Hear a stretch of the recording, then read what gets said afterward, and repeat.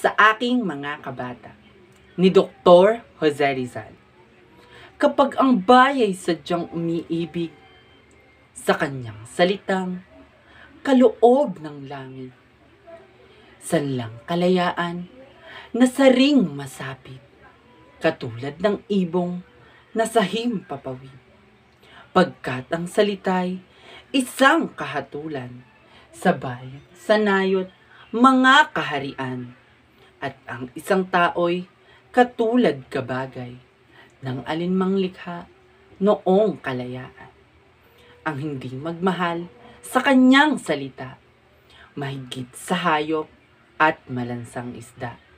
Kaya ang marapat pagyamaning kusa, tulad ng inang tunay na nagpala.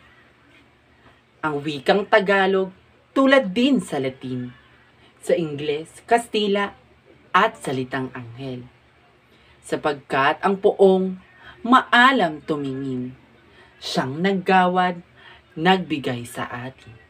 Ang salita natin huwad din sa iba na may alfabeto at sariling letra, na kaya nawalay dinatnan ng sigwa ang lunday sa lawa noong dakong una. Sa aking mga kabata ni Dr. Jose Rizal.